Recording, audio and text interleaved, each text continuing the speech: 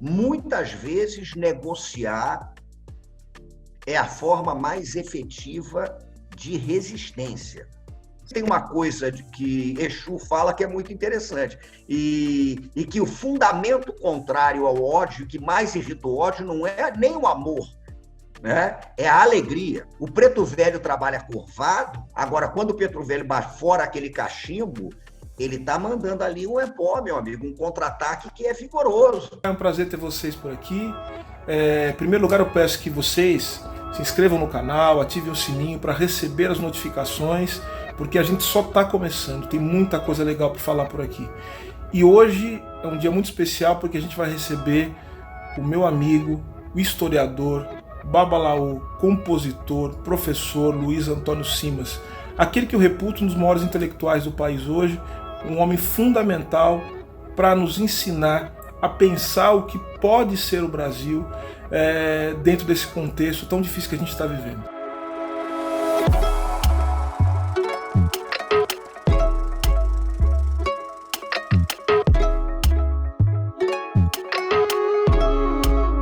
Primeiro eu quero agradecer a sua presença, quero dizer que para mim é uma enorme satisfação contar consigo aqui, porque a gente tem uma relação que é uma relação que vai além da admiração intelectual. Eu acho que você hoje é um dos intelectuais fundamentais para se pensar o Brasil, não apenas aquilo que o Brasil é, mas aquilo que o Brasil pode ser.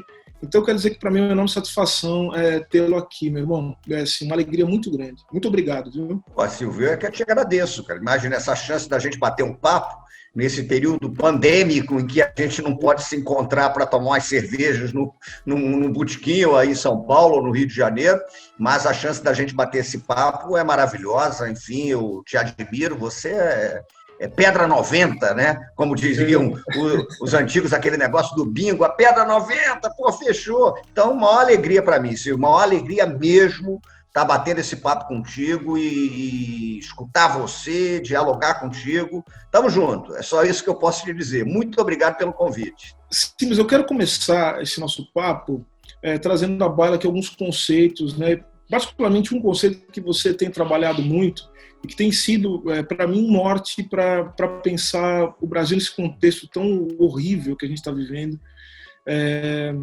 do ponto de vista político e econômico também. Você traz o conceito de brasilidade. Eu queria te ouvir um pouco sobre isso, porque você estabelece uma distinção entre o Brasil institucional, o Brasil e a brasilidade. Fala um pouco sobre isso para a gente poder entender o que isso significa. Bom, o Brasil institucional, o que eu chamo de Brasil institucional, o Brasil oficial, ele é um projeto muito bem sucedido de ódio, né? Então, nessa circunstância, inclusive, é que eu costumo dizer que a gente tem que encarar com a maior seriedade o fato de que esse Brasil institucional, esse projeto de ódio, até agora foi bem sucedido, deu certo, né? Não é um desvio, não é um equívoco, não é um erro. Por que é assim? É assim porque foi projetado para ser assim. Então, é um projeto colonial que é estruturado a partir de uma dimensão heteropatriarcal, branca, fundado na domesticação dos corpos, na submissão dos corpos para o trabalho, é o caso dos corpos escravizados de pretos, negros, indígenas, na submissão do corpo da mulher à lógica da virilidade masculina, da submissão do corpo masculino à domesticação pela virilidade, porque essa também é uma instância de domesticação do corpo, e todos os corpos são, no fim das contas, domesticados, normatizados dentro de um imaginário catequista ligado à ideia do pecado. Mas, ao mesmo tempo que você tem esse Brasil institucional, que é um projeto de horror, que é um projeto de ódio, que é um projeto de exclusão, você tem a brasilidade que, no fim das contas, é um caldo de cultura que opera nas frestas do Brasil institucional e numa situação que tensiona a relação com esse Brasil institucional, né? E que está presente, no fim das contas, na música do Gonzaga, que está presente no samba do Cartola, que está presente na ciranda de Dona Lia, que está presente na capoeira de Mestre Bimba, na capoeira de Mestre Pastinha, que está presente no prato de Dona Edith, no samba de roda do Recôncavo, está presente nos bois misteriosos do norte brasileiro, presente nos candomblés de Queto, Jeje, Angola, nas umbandas, torés, babassuês, fica presente tudo isso. Então, essa brasilidade, né, é um grito contra o Brasil. Esse Brasil institucional age geralmente contra essa brasilidade, muitas vezes não apenas reprimindo, mas tentando domesticá-la para tirar dessa brasilidade a potência libertadora que ela tem. E a brasilidade, só para concluir, é muito interessante porque ela não opera exatamente na dimensão do amor contra o ódio e tal, até porque tem uma coisa de que Exu fala que é muito interessante, e que o fundamento contrário ao ódio, que mais irrita o ódio, não é nem o amor, né? É a alegria, que o professor Muniz Sodré diz que é a base do pensar na Go. Então, a brasilidade é uma experiência libertária de alegria contra o horror que é o Brasil institucional. Me parece que você está dizendo aqui que a alegria ela não engloba apenas essa dimensão do amor. A alegria ela engloba uma multiplicidade de sentimentos, de possibilidades que não se colocam de maneira, vamos dizer assim, de maneira destruidora na sua relação, mas de uma maneira complementar. Sentir amor, sentir ódio, sentir desejo, enfim, isso tudo faz parte dessa dimensão mística que resgata, de alguma forma, as concepções de brasilidade que se movimenta. Aí você falou também de domesticação. Então eu queria ouvir de você, como é que você vê essa coisa da domesticação do samba, do futebol, das religiões matrizes africanas, ao mesmo tempo que esses três elementos que são fundamentais, fundantes, fundacionais do Brasil, esses elementos também, eles dentro dessa lógica da tentativa de domesticação pelo Brasil institucional, esses elementos eles também teimam em se revoltar, né, produzindo as possibilidades de um Brasil que ainda não se apresentou. Me parece que o samba, o futebol e essas religiosidades operam nessa dinâmica, que é uma dinâmica complexa, em que muitas vezes o que para a gente que está de fora é uma mera adequação e uma mera domesticação, é um caminho de transgressão para que você continue sendo aquilo que você é. E essa é uma estratégia de fresta. Essa é uma estratégia de fresta que é absolutamente crucial. E aí eu me recordo de um mestre absoluto que eu tive, o meu queridíssimo mais velho, amigo, que me botou nessa confusão de estudar essas coisas, o professor Joel Rufino dos Santos, em que o Joel dizia uma coisa, o Joel adorava isso, adorava essa frase. Muitas vezes negociar é a forma mais efetiva de resistência. Sim, Joel adorava dizer isso.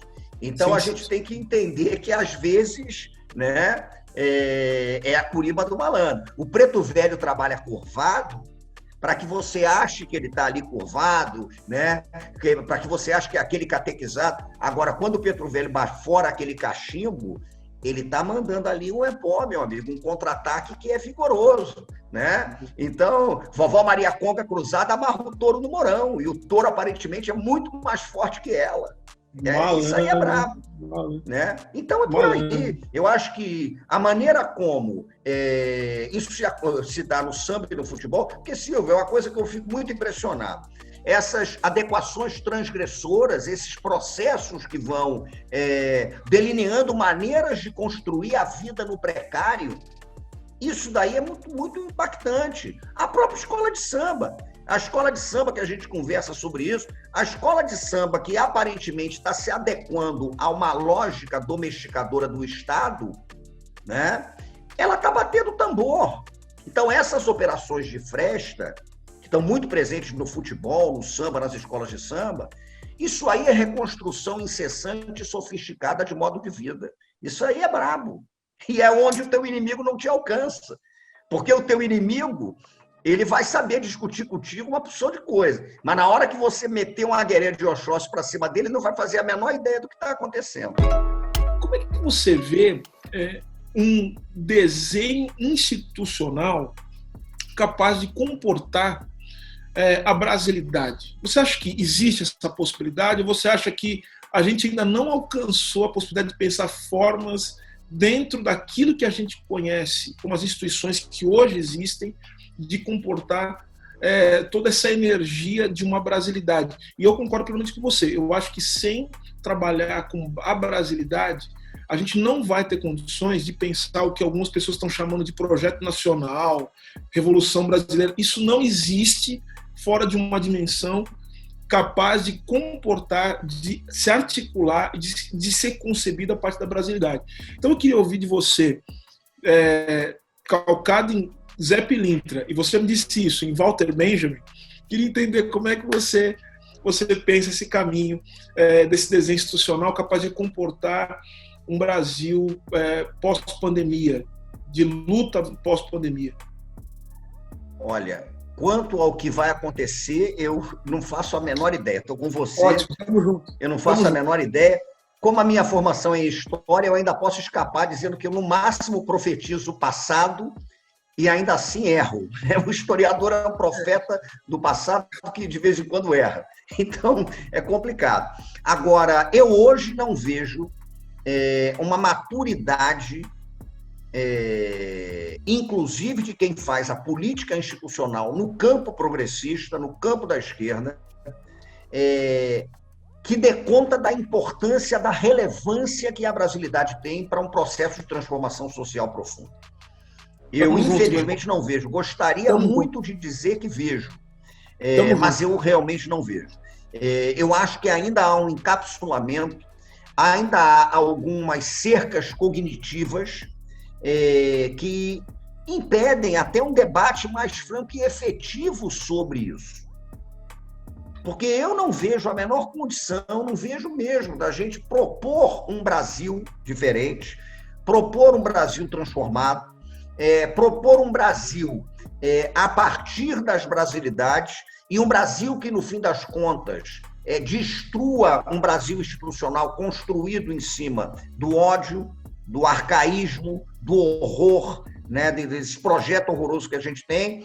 Mas me parece que a gente está longe de colocar esse debate com a relevância crucial que eu acho que esse debate tem.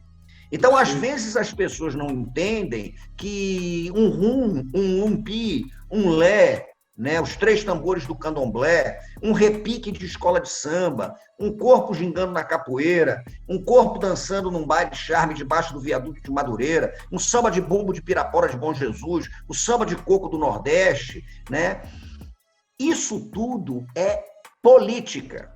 Como é que a gente pode pensar articulações entre projetos institucionais e toda essa brasilidade pulsante, que no fim das contas é uma experiência radical, eu costumo dizer, inclusive, de liberdade, de alargamento de mundo, porque isso é radical, senhor. Quando a gente pensa, por exemplo, nós somos domesticados dentro da perspectiva de que o teu corpo é uma fonte potencial de pecado. Aí chega, por exemplo, e chega a religião de Orixá e diz que o teu corpo não só não é uma fonte de pecado, como é a chance mais efetiva que você tem de entrar em contato com a divindade. Perfeito. É uma outra percepção de mundo. Então, isso, evidentemente, articulado à luta política, né, porque as coisas não se excluem, isso articulado à luta institucional, né, isso pensado coletivamente, é da maior relevância. Agora, eu acho que o primeiro passo, porque eu não tenho receita, mas eu acho que o primeiro passo é a atenção para a relevância do tema. Então, quando você vai ter aquela roda de samba orgânica, ali na beira do Salgueiro, quando você vai ter aquela roda de samba orgânica, que é a turma da velha guarda do Peruche, quando você tem esse troço, né? Quando você tem aquela senhorinha, por exemplo, que recebe o espírito do seu antepassado para rezar, para curar o vizinho, porra, aquilo ali tem uma potência transformadora de mundo que a gente não está atento a isso. Aquilo ali é um evento poderoso da cultura. A dimensão de uma benzedeira rezando uma criança, isso tem um impacto como um evento da cultura que é fascinante, né? Agora, você imagina a gente pensar política pública e pensar alternativa institucional que inclua, que dialogue, que perceba que esses saberes são cruciais para a construção da Revolução Brasileira. Eu queria te fazer duas perguntas finais. A primeira delas, eu quero te perguntar, eu quero que você fale um pouco dessa sua vida de compositor, né? Quero que você fale da sua vida na música. O que você está fazendo? O que está te mobilizando em torno disso? O que vem de novidade por aí, em termos de o Simas compositor, o Simas da música? Eu tenho um problema não, eu tenho uma relação com a música que é a seguinte: às vezes tem coisas que eu não consigo expressar na literatura, na história e tal, mas a música expressa, sai. E a música, às vezes, permite que eu chegue num lugar em que o texto, em geral, não chega. Aí eu fico fazendo. E não tenho cara de... Eu sou um cara de pau, né? Porque aí eu mostro. E as pessoas gostam e tal. E é bacana, é uma experiência que me alegra. A música me alegra. Legal. E para terminar, eu queria que você falasse, para que todo mundo está assistindo a gente agora, queria que você falasse de 3 livros que você considera que são fundamentais para entender isso tudo que a gente está falando, que a gente movimentou aqui hoje. 3 livros que você considera que são muito importantes para entender o Brasil e, mais do que isso, para entender a brasilidade. E aí termina dizendo o seguinte: vai ter ou não vai ter carnaval, Simas?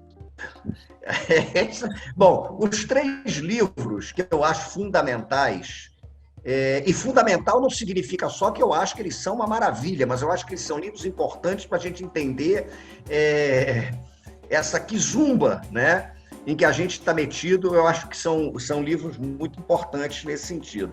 Eu acho que um livro que, para mim, teve um impacto muito grande, para mim foi um livro que descortinou algumas possibilidades interessantes que eu fiquei alombrado. É um livro que talvez seja meio complicado, as pessoas vão ler e falar: pô, mas por que ele está dizendo isso? Porque eu acho que ali tem um certo caminho, uma metáfora de Brasil muito poderosa, muito complexa às vezes, mas quando a gente entra na leitura, eu acho que a coisa é interessante. É a Invenção de Orfeu, do Jorge de Lima, porque eu acho que o Brasil é aquela ilha do Jorge de Lima, né? O barão assinalado, sem brasão, sem gume, fama, cumpre a pena. Aquilo é uma declaração para a ilha impossível, que a gente não consegue alcançar, né? Então eu acho que tem muito dessa procura no Invenção de Orfeu, do Jorge de Lima, e essa relação com o impossível, né? Numa ilha encantada, procurava sua amada, aquele negócio todo. E a ilha é o Brasil, isso daqui é o Brasil, é a ilha. Eu acho que é um livro muito importante. Um livro que, para mim, teve um impacto grande, um impacto enorme, foi O Tenda dos Milagres, do Jorge Amado. É um livro que eu acho importante ser lido, relido, amado, criticado, lembrado, discutido, porque ele levanta uma série de debates, e às vezes a gente nem vai achar que a solução melhor é a que o Jorge Amado eventualmente apresentou ou não, mas levantou coisas muito sólidas. E para minha experiência, eu era um garoto de 17, 18 anos, ler, né, O Tenda dos Milagres foi muito impactante para mim, aquela história toda do Jorge também. Amado. Fui ler e depois a série na televisão, você lembra? Lembro, claro, que o Nelson Xavier, o Pedro Arcanjo, isso foi muito importante. Muito importante. Foi muito importante e isso foi fundamental. E um terceiro livro que eu citaria, que eu acho fundamental para a gente ler, porque tem tantos, rapaz, eu acho que é complicado. Mas eu acho que tem um livro que eu acho que precisa ser lido. E ele precisa ser lido numa dimensão de espanto, numa dimensão de assombro, numa dimensão de crítica, porque ele é um livro muito complexo, ele é um livro problemático, mas ele traz tanta coisa para a gente discutir e pensar o Brasil que é impactante. Os Sertões, do Euclides da Cunha. Os Sertões, eu acho que é um livro que tem que ser visitado, inclusive para a gente tocar os pontos mais polêmicos, mais retrógrados, mais racistas, inclusive, de uma certa perspectiva da época, mas, ao mesmo tempo, também a luta, né? Aquela coisa da Guerra de Canudos e aquela contradição entre um exército dotado do ideal cientificista e a jagunçagem de Antônio Conselheiro, que aguardava a volta do rei Dom Sebastião. Tem muito de um Brasil como problema ali, né? Tem muito desse embate entre o Brasil e a brasilidade. Eu acho que é impactante demais os sertões, de diversas formas, inclusive para a gente perceber o que era um certo pensamento cientificista daquele momento. Os Sertões, Invenção de Orfeu, Tenda dos Milagres, eu acho que são livros muito importantes para a gente pensar nessa dimensão. E para não ficar de fora, posso citar um último, Claro. né, Você que manda, professor. Que eu acho que, se eu não citar, eu estarei sendo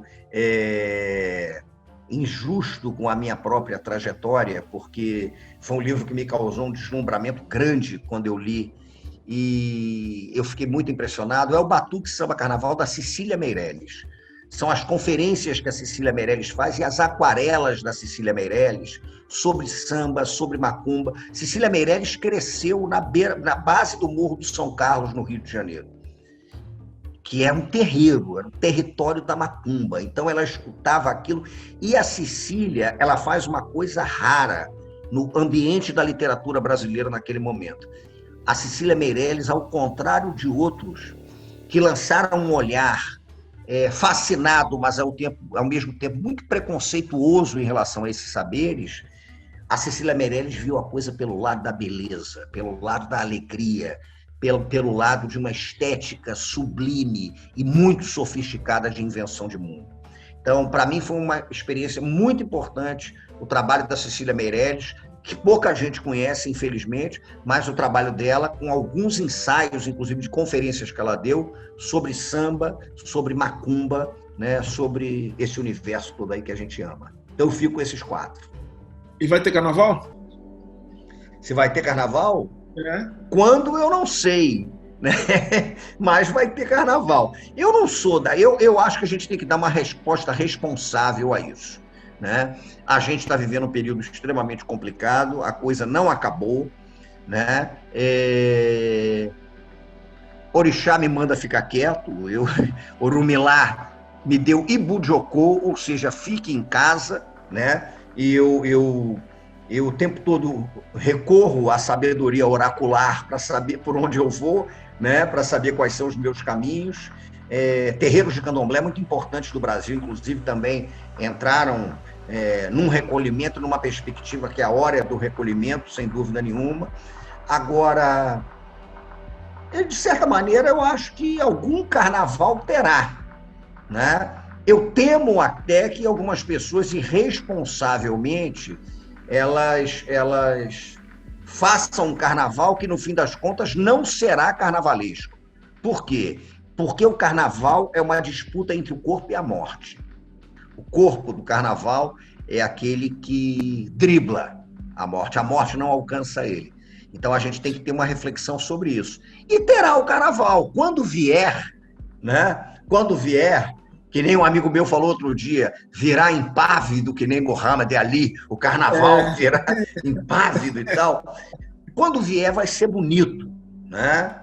Que venha bonito, que venha com alegria, porque o carnaval é isso, é uma experiência de liberdade do corpo que dribla a morte. E um corpo que se terroriza nessa experiência de liberdade. Acho que é por aí.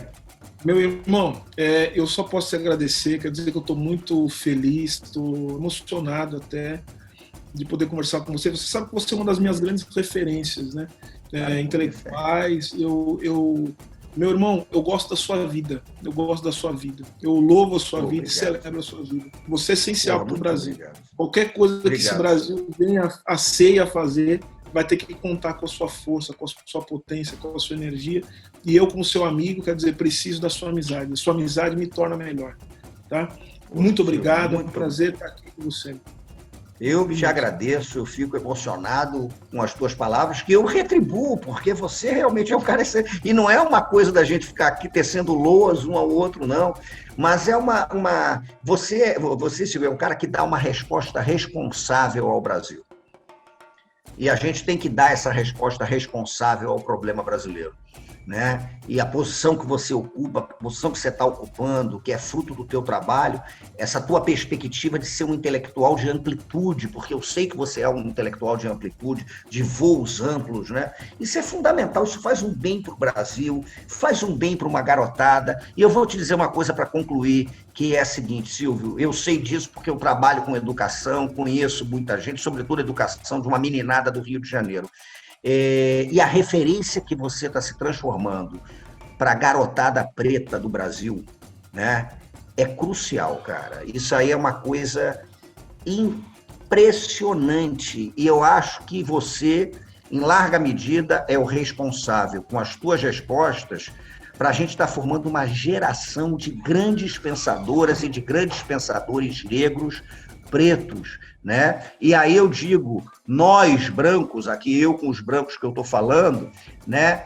Às vezes me parece que a gente se incomoda muito, né? Com essa ascensão fulgurante e necessária dos pensadores e das pensadoras não brancos, não brancas, que estão levando o Brasil para frente. Porque é por aí que a gente vai construir esse Brasil que a gente tem. A garotada preta hoje vê Silvio Almeida e diz, o caminho é ali. Né? E eu acho isso fabuloso. E que, Silvio, Xangô te ilumine sempre, porque você é o cara. Valeu, meu amigo. Muito obrigado. Tamo junto. Quero agradecer, dizer que para mim foi muito emocionante gravar esse programa. Quero agradecer também a você que está assistindo, a todo mundo que acompanhou até agora. Se gostou, deixa o like, se inscreva no canal, compartilhe o vídeo e a gente se encontra daqui a pouquinho. Valeu, até mais.